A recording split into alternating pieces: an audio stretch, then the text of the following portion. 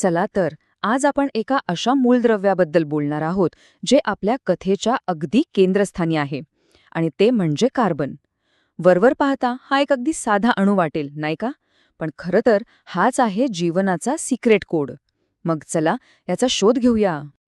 जरा विचार करा, आपल्या सकाळच्या चहातली साखर असो किंवा आपण चालवतो त्या गाडीतलं इंधन, इतकंच काय आपल्या शरीरातला प्रत्येक DNA या सगळ्यामध्ये कार्बन आहे.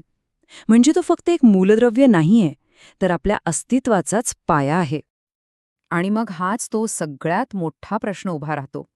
असं काय विशेष आहे या कार्बनमध्ये की ज्यामुळे तो एवढा अष्टपैलू बनतो? एकच मूलद्रव्य लाखो वेगवेगळ्या गोष्टी कसं काय बनवू शकतं? आज आपण याच रहस्याचा उलगडा करणार आहोत. ह्या रहस्याचा पहिला धागादोरा मिळतो तो अगदी अणुस्तरावर. चला तर मग थेट कार्बनच्या आत डोकावून पाहूया आणि त्याच्या बंधांमागचं गुपित काय आहे ते जाणून घेऊया. आता बघा, आयनिक संयुग म्हणजे आपलं साधं मीठ घ्या. ते वितळायला खूप जास्त तापमान लागतं आणि पाण्यात विरघळलं की त्यातून वीज वाहून जाते. पण कार्बनच्या संयुगांचं तसं नाहीये. ती अगदी कमी तापमानावर वितळतात आणि विजेची सुवाहकं तर अजिबातच नाहीत. मग यावरून काय कळतंय? अगदी बरोबर, यांच्यातले जे बंध आहेत ना, ते काहीतरी वेगळ्याच प्रकारचे आहेत. तर गंमत अशी आहे की कार्बनसाठी 4 इलेक्ट्रॉन पूर्णपणे देऊन टाकणं किंवा दुसऱ्याकडून घेणं, दोन्ही गोष्टींसाठी प्रचंड ऊर्जा लागते. म्हणून तो एक मधला सोपा मार्ग निवडतो, भागीदारीचा. तो इतर अणूंशी इलेक्ट्रॉन शेअर करतो, जणू काही 2 अणूंनी एकमेकांशी घट्ट हस्तांदोलन केलंय. आणि याच भागीदारीला रसायनशास्त्रात म्हणतात सहसंयुज बंध.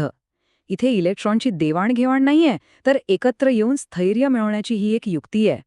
आणि खरं सांगायचं तर कार्बनच्या अफाट शक्तीचं सगळं रहस्य याच बंधामध्ये दडलेलं आहे.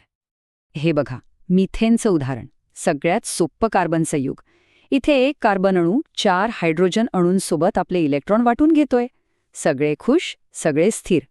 हे शक्य झालंय फक्त आणि फक्त सहसंयोज बंधामुळे. हा जो विशेष बंध आहे ना, तो कार्बनला काही खास क्षमता देतो. आपण त्यांना महाशक्ती म्हणूया. आणि ह्याच महाशक्तीमुळे कार्बन सृष्टीमधला एक सर्वोत्तम निर्माता म्हणजे अल्टिमेट बिल्डिंग ब्लॉक बनतो. कार्बनकडे अशा मुख्य 3 महाशक्ती आहेत. 1. तो एकाच वेळी 4 बंध तयार करू शकतो. 2. तो स्वतःच्याच अणूंना जोडून लांब लचक साखळ्या विणू शकतो. आणि 3. तो गरजेनुसार एकेरी, दुहेरी किंवा तिहेरी बंधही बनवू शकतो. चला या प्रत्येकाकडे जरा जवळून पाहूया. पहिली आणि सगळ्यात महत्त्वाची महाशक्ती आहे शृंखला बंधन किंवा कॅटेनेशन. ह्याचा सरळ अर्थ आहे कार्बनची स्वतःच्याच इतर अणूंशी जोडून मजबूत आणि स्थिर साखळ्या बनवण्याची अद्भुत क्षमता. आणि ही क्षमता इतर मूलद्रव्यांमध्ये खूपच दुर्मिळ आहे. हे कसं काम करतं ते बघूया. सुरुवात होते 2 कार्बन अणू एकत्र जोडण्यापासून, जसं इथेनमध्ये दिसते. अगदी साधी सुरुवात. पण गोष्ट इथेच थांबत नाही. ही साखळी अजून लांब, आणखी लांब होऊ शकते, जसं की ब्युटेनमध्ये. आपण जणू काही लेगोचे ब्लॉक्स एकाला एक जोडत चाललोय. आणि गंमत म्हणजे या साखळ्यांना सरळच असायला हवं असं काही नाही. त्यांना झाडाच्या फांद्यांसारखे फाटेही फुटू शकतात आणि त्यातून आयसोब्युटेनसारखी रचना तयार होते. आणि सगळ्यात भारी म्हणजे कार्बन स्वतःला जोडून एक बंदिस्त वलय किंवा रिंगसुद्धा तयार करू शकतो, जसं की सायक्लोहेक्झेन. यामुळे त्याला एक अविश्वसनीय लवचिकता मिळते. म्हणजे सरळ साखळी, फांद्या आणि आता तर वलय. वाव! कार्बनचे दुसरी महाशक्ती म्हणजे तो फक्त एकेरी बंधच नाही, तर त्यापेक्षाही मजबूत असे दुहेरी आणि तिहेरी बंधसुद्धा तयार करू शकतो.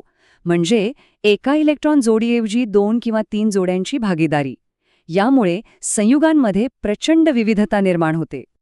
ठीक आहे, तर कार्बनच्या क्षमता आपण पाहिल्या. आता तो हायड्रोजनसोबत मिळून जी मूलभूत संयुग तयार करतो त्यांच्याकडे वळूया. तर हे आहेत हायड्रोकार्बन्स. यांना सेंद्रिय रेणूंचा सांगाडाच समजा.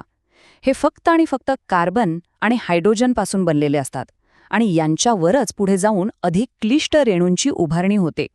हायड्रोकार्बन्समध्ये साधारणपणे 2 मुख्य गट पडतात. एक म्हणजे संतृप्त, ज्यांच्यात फक्त एकेरी बंध असतात आणि ते खूप स्थिर असतात. आणि दुसरे म्हणजे असंतृप्त, ज्यांच्यात दुहेरी किंवा तिहेरी बंध असतात, ज्यामुळे ते जास्त क्रियाशील बनतात. आत्ता आपण या कथेच्या एका अजूनच रंजक टप्प्यावर आलोय, जिथे हायड्रोकार्बनच्या सांगाड्याला इतर अणू जोडून त्याला पूर्णपणे नवीन गुणधर्म दिले जातात. क्रियात्मक गट म्हणजे काय? समजा हायड्रोकार्बनची साखळी एक ब्रेसलेट आहे, तर हे गट म्हणजे त्या ब्रेसलेटला लावलेले वेगवेगळे चार्म्स.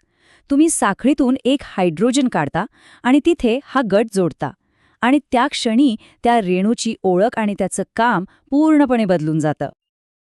इथे काही प्रमुख क्रियात्मक गट दिसतायत. उदाहरणार्थ, जर तुम्ही OH गट लावला तर अल्कोहोल तयार होतं, आणि जर COOH गट जोडला तर ॲसिड बनतं.